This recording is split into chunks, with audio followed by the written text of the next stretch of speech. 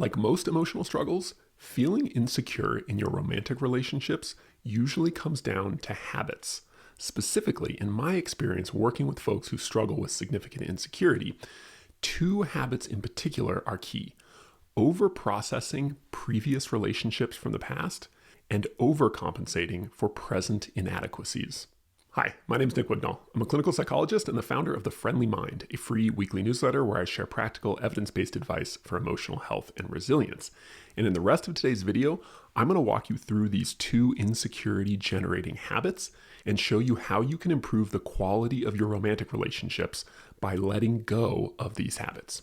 Number one, overprocessing past relationships. Especially for people with kind of a perfectionistic streak in their personality, it can be very hard to let go of and move on from previous relationships, especially if there's a lot of ambiguity or uncertainty around why the relationship ended.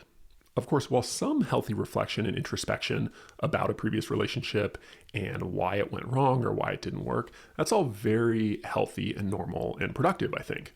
However, you really don't want to fall into unhealthy rumination about the past, especially as a way to cope with anxieties or fears in the present.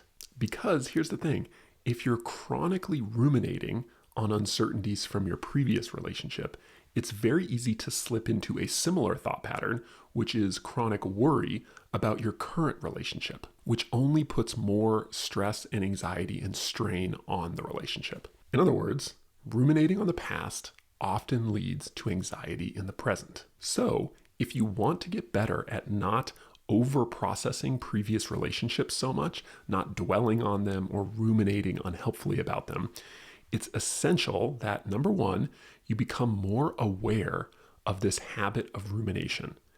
And when you notice it, it's important to label it as such in a very non-judgmental way. You just sort of note, hey, I'm ruminating. I know this isn't helpful for me. I think I'm going to switch to focusing on something else right now. The more you get in the habit of labeling and identifying rumination specifically as an unhelpful habit, the easier it will be to let go of it. And when you do that, you won't fall into worrying as much, which then leads to a lot of this excess strain and insecurity in the present relationship. The other thing you can do to ruminate less and therefore put less strain on the current relationship is to practice attention shifting. Attention shifting is just the simple habit of noticing, hey, my mind is going over here. I'm thinking about, why my previous relationship ended, and then shifting your attention onto something else.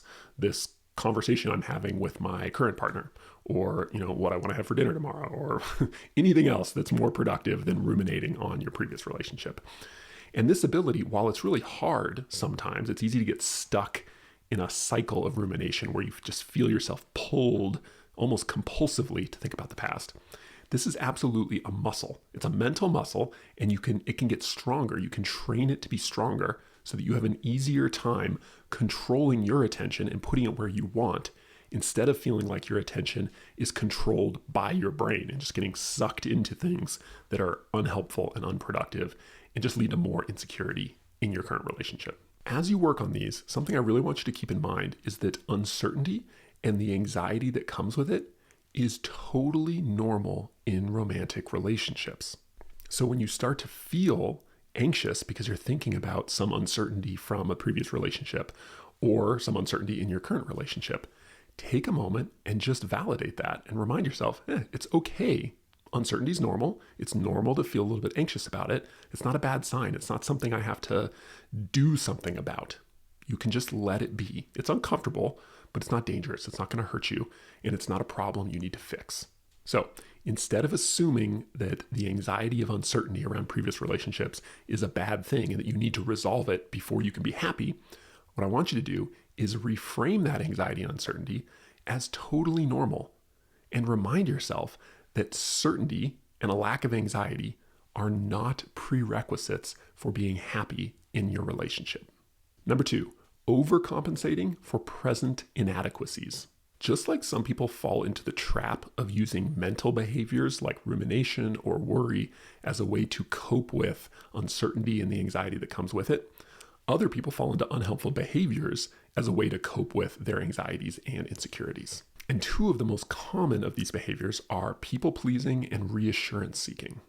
So people-pleasing might be that your partner asks you to do something, some kind of project, and even though you're really stressed out and overwhelmed because you got a ton going on at work, you are afraid to say no or to delay taking on that project that your partner asked you to take on because you're afraid of how they're going to feel. Maybe they'll be upset with you or they'll be sad or disappointed or something like that. So to avoid them feeling a certain way, you people please. You say, oh, sure, I'll do it, even though it's not good for you. That's people pleasing. The other one, reassurance seeking, it's a similar pattern, but it's really focused on your own anxiety. So here's an example. Your spouse comes home from work and you can tell that they look kind of upset. So you ask them, hey, is everything okay? How are you doing? And they say, yeah, I'm okay. I'm just pretty stressed and tired. It was a long day at work. But as the evening goes on, they continue to look stressed and they're a little bit irritable and short. And this makes you feel anxious, in part because you are worrying, what if it's about me? I know they said it wasn't about me, but what if it is? And this is making you feel anxious. So you check in with, you're seeking reassurance. You're seeking to alleviate your own anxiety, however irrational, by checking in with your partner and asking again, are you sure everything's okay? Can I do anything? And they tell you, no, it's fine. It's not you. Don't worry about it.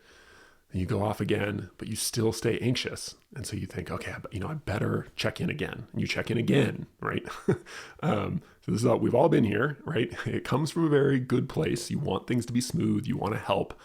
But the key is you have to be able to trust your partner and tolerate your own anxiety instead of falling into this habit of reassurance seeking, which temporarily makes you feel a little bit better, alleviates that anxiety a little bit, but long-term actually makes the anxiety worse and adds more strain to the relationship. So like all coping mechanisms, these habits of people-pleasing and reassurance seeking, they feel really good in the moment because they alleviate some anxiety or emotional discomfort in us.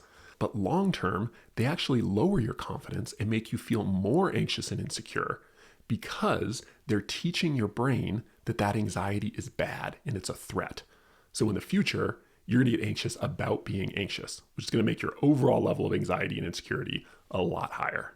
So remember, if you want to be confident instead of insecure in your relationship, it's important to remind yourself that confidence doesn't mean the absence of anxiety. It means that you don't let your anxiety dictate your behavior and your choices. Now, if you struggle with either of these habits, people-pleasing or reassurance-seeking, the solution almost always involves learning to communicate in a healthier, more confident way. And what that usually looks like is assertiveness, learning to communicate assertively, which is all about asking for what you really want, setting healthy boundaries, expressing yourself honestly and authentically. All of this is a healthier way to communicate. And when you have healthier ways to communicate, you don't need to fall back on these unhealthier ways of interacting and communicating, things like people-pleasing or reassurance-seeking. So if you're interested in learning more about assertiveness, I actually just put together what I call my assertiveness cheat sheet. Now, assertiveness is a huge topic, but there are actually just a few really key ideas that you need to know and remind yourself of to be able to start communicating a lot more effectively and therefore feeling more confident and calm in your relationships and less insecure. So if you want to grab a copy of that assertiveness cheat sheet, it's like a 4 or 5 page PDF guide that I put together. You can download it for free. I'll put a link in the description below at the bottom of this video. All right, thanks for watching. I hope you enjoyed this video. If you want to learn more about fostering and creating healthier relationships of all sorts, I think you'll really like this video I did with a friend of mine, an anxiety expert, Emma McAdam, and we talked specifically about social anxiety. Each of us goes back and forth sharing 2 or 3 of our favorite tips and strategies for overcoming anxiety in social situations and fostering healthier, more confident relationships in all sorts of scenarios. So check that video out if you're interested.